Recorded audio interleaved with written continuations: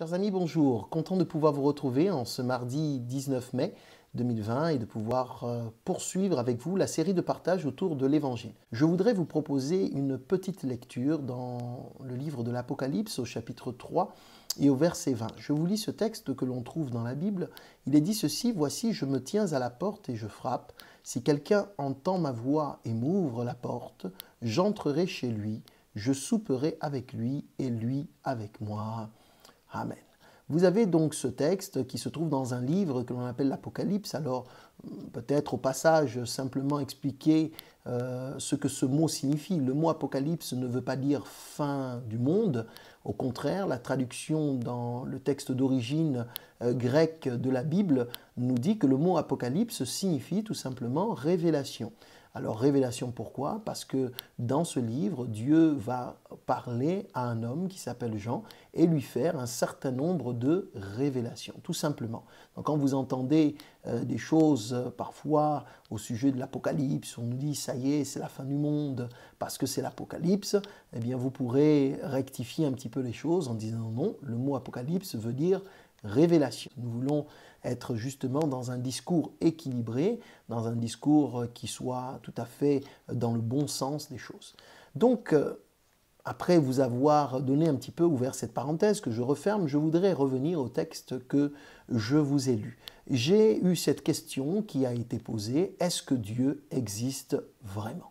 Je voudrais m'arrêter donc sur cette question qui a été posée et développer avec vous pendant quelques minutes simplement cette réflexion. En fait, cette question, qui ne se l'est jamais posée? Même moi, je me suis posé cette question à un moment donné de ma vie. Il est vrai que c'était une période un petit peu compliquée, un petit peu difficile, et face à ma difficulté, face à mes problèmes, face à ce que je traversais, je me suis dit, mais où est-ce que Dieu se trouve-t-il ? Et c'est vrai que cette question, peut-être que vous vous la posez en ce moment, peut-être que vous vous l'êtes posée, peut-être avez-vous déjà trouvé la réponse à cette question. Je voudrais simplement, à travers ce que nous lisons aujourd'hui, pouvoir répondre à cette question en toute simplicité. Que nous dit justement la Bible à ce sujet et comment pouvons-nous comprendre et répondre à cette question ? Je crois que nous répondons à cette question en y rattachant des questions que je qualifierais de subsidiaires, tout aussi importantes, qui, à notre sens, vont valider ou infirmer la réponse que nous pourrions y apporter. Par exemple, si Dieu existe, pourquoi y a-t-il de la souffrance ? Si Dieu existe, pourquoi le mal ? Si Dieu existe, pourquoi les injustices? Si Dieu existe, pourquoi ne fait-il rien? En fait, toutes ces questions subsidiaires viennent quelque part un petit peu comme pour conditionner l'existence de Dieu. Et si Dieu existe, il devrait. Il y a souvent cette association qui est faite de dire, mais si Dieu vraiment existait, il m'est arrivé à maintes reprises de discuter avec des personnes qui étaient dans ce questionnement-là tout à fait légitime et qui souvent, très souvent, attachaient à cette question ces autres questions que je viens un petit peu de partager avec vous. D'autres m'ont dit, mais Dieu connaît-il vraiment le fond de mon cœur ?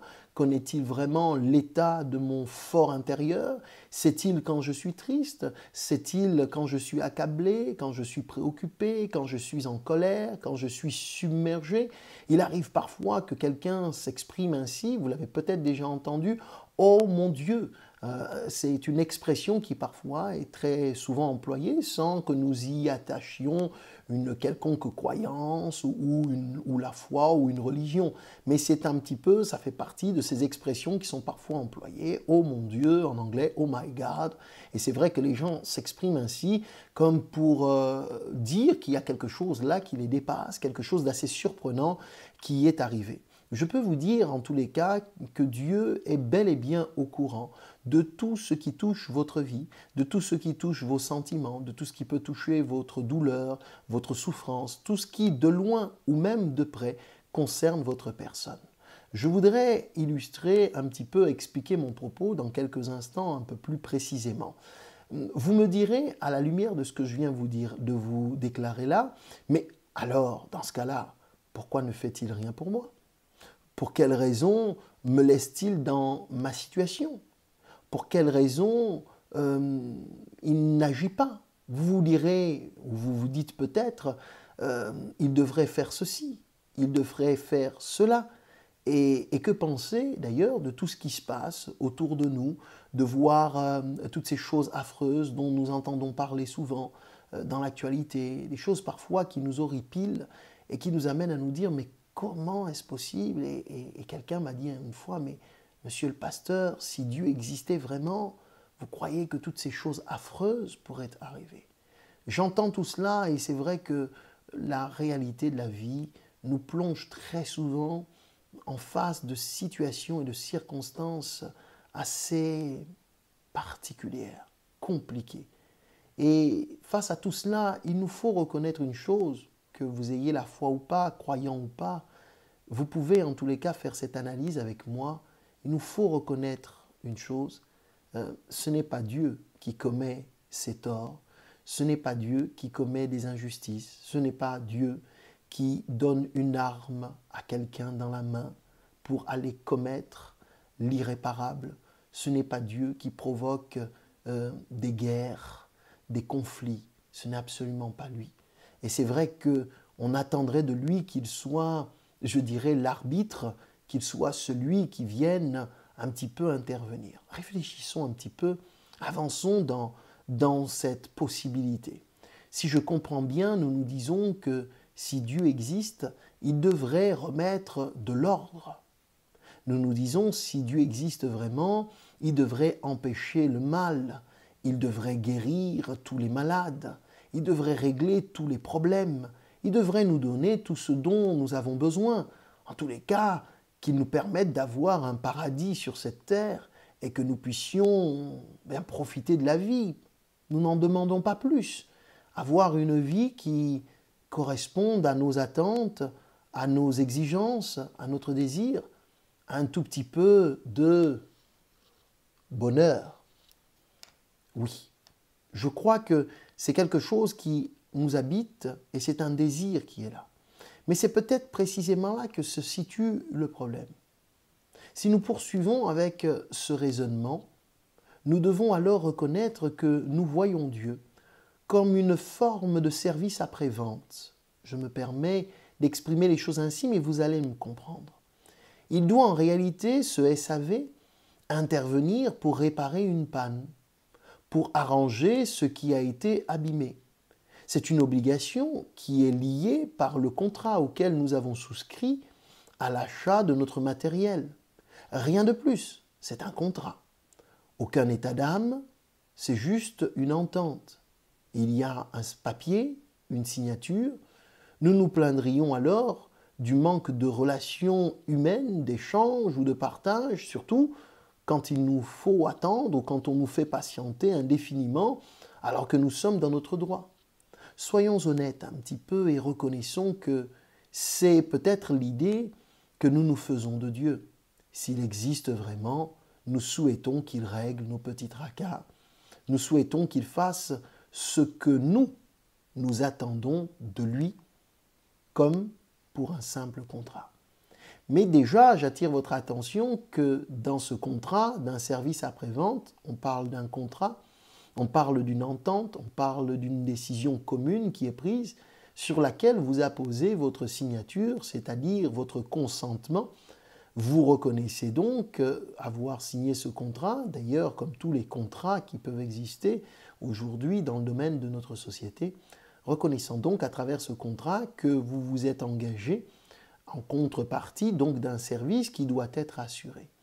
Nous parlons donc d'un engagement qui est un engagement personnel. Nous ne parlons pas de quelque chose dont ou sur lequel quelqu'un se serait engagé à notre place. C'est d'ailleurs, et du reste, ce qui nous permet de faire valoir notre droit quand nous nous retrouvons confrontés à une difficulté, à un problème particulier. Alors, le texte que nous avons lu ici nous dit et affirme d'une certaine manière et dans le fond que Dieu nous aime. Et il souhaite que nous soyons en relation avec lui, que nous ayons donc un contact qui va sceller un engagement, un contact qui va favoriser au jour de la difficulté, de la détresse, au jour du besoin, que nous puissions trouver une oreille à l'écoute, une main secourable, une personne qui nous soit favorable. Le texte que nous avons lu nous dit ceci: « Voici, je me tiens à la porte et je frappe. Si quelqu'un entend ma voix et ouvre la porte, j'entrerai chez lui, je souperai avec lui et lui avec moi. » Ce texte parle de qui? Puisque je vous l'ai lu dans la Bible, vous imaginez bien la réponse. Le texte ici nous parle de Jésus. C'est lui qui s'exprime dans ce texte et c'est donc lui qui nous dit ces paroles. « Voici, je me tiens à la porte et je frappe. » Le texte de l'Évangile est très simple et très clair. « Voici, je me tiens à la porte et je frappe. » Deux réalités sont décrites dans ce texte. La position, qui est celle de Jésus vis-à-vis de notre personne, et l'action qu'il pose à notre égard. Puisqu'au-delà de tout ce que nous pouvons considérer comme injustice, comme tracas, comme bizarrerie dans notre monde et auquel nous pourrions attribuer à Dieu son inaction, eh bien malgré tout, il n'en demeure pas moins vrai que Dieu agit réellement. Je voudrais donc, à travers ce texte, mettre en évidence ce qu'est son action. Ne pensez pas qu'il n'agit pas. Il agit bel et bien. La chose que nous réalisons dans ce texte, c'est qu'il nous est parlé d'une porte. De quelle porte s'agit-il? Puisque le texte nous dit « si quelqu'un entend ma voix et ouvre la porte », la porte dont il s'agit ici, c'est une porte imagée qui symbolise quelque part notre cœur, notre âme plus précisément. Car dans la Bible, toutes les fois où il est employé le mot cœur, c'est une expression pour parler de l'âme. L'âme, c'est le siège de nos sentiments, nos émotions, nos décisions, notre réflexion. L'âme, littéralement, dans le texte de la Bible, est traduite comme la partie de nous-mêmes qui nous fait prendre conscience de qui nous sommes. C'est notre conscience intérieure, si je puis m'exprimer ainsi. Donc, la Bible nous dit, de la part de Jésus, ceci. Quelle est sa position? Voici, je me tiens à la porte. Autrement dit, voici, je me tiens devant la porte de la conscience de ton âme. Je me tiens devant la porte de la conscience que tu as de toi-même, ce qui fait de vous ce que vous êtes dans votre fort intérieur. Vous me direz, mais que fait-il devant moi, en face de moi? C'est pour cela que je parlais tout à l'heure de l'action. Il dit ceci, et je frappe. Je frappe dans le sens qu'il tape à la porte, un petit peu comme la personne qui se trouverait devant votre porte. Aujourd'hui, nous avons des sonnettes. Mais l'étranger ou la personne qui vous visite, qui se trouve à l'extérieur, qui sonne ou qui tape à votre porte, dans le but, certainement, que vous veniez à sa rencontre. Appliquons la même image, puisque la Bible est pleine de ces images très simples, pour nous aider à comprendre ce que Dieu veut et ce qu'il désire. Jésus n'est pas donc indifférent à notre situation, à notre vie, bien au contraire. Il se tient à la porte de notre cœur, de notre vie, de notre âme, et il frappe. Il souhaite donc que nous venions jusqu'à lui et que nous ouvrions cette porte, puisqu'il a déjà fait le premier pas et qu'il est venu jusqu'à nous. Il nous tend la main, il y a là de sa part donc un élan, une prise de position, il s'avance vers nous et il tape. Il souhaite donc attirer notre attention, il souhaite saisir notre conscience, nous amener, je dirais plus précisément, à une prise de conscience. C'est le sens du texte. Je me tiens à la porte et je frappe.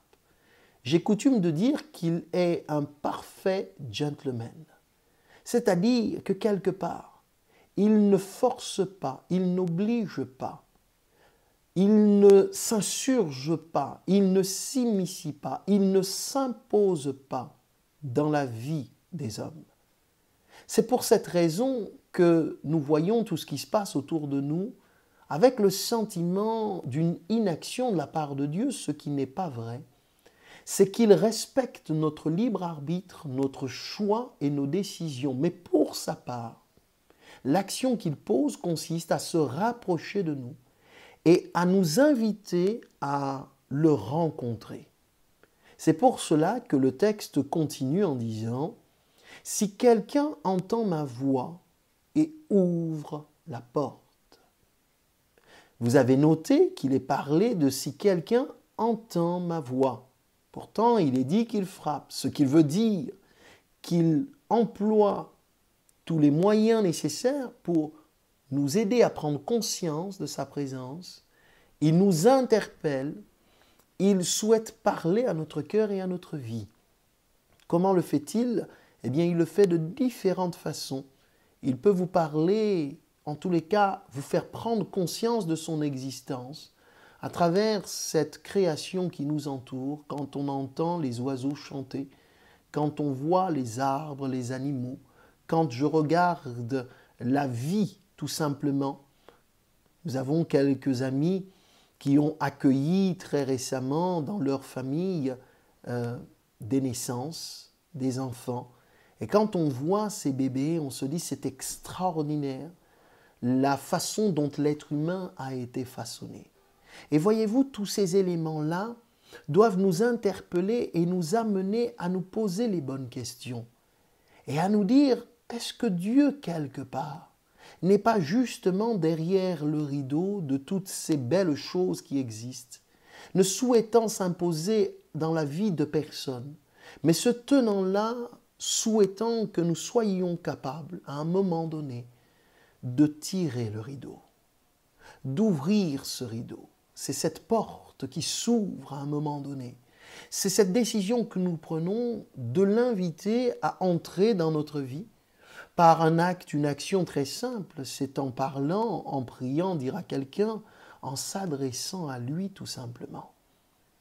Et que dit-il alors pour celui qui lui aurait ouvert la porte, pour celui qui prendrait cette décision courageuse de dire à un moment donné, il suffit, je suis d'accord pour ouvrir cette porte, parce que Dieu m'interpelle, parce que Dieu me parle, parce que quelque part je réalise que la bonne nouvelle est aussi pour moi, pour ma vie. Et si quelqu'un ouvre la porte, que dit Jésus? Il nous dit ceci, j'entrerai. Parce que le fait d'ouvrir notre cœur à la bonne nouvelle de l'Évangile, c'est une manière de dire à Dieu, oui, entre dans ma vie. Je ne veux plus que tu sois loin de moi. Je ne veux plus que tu sois à l'écart.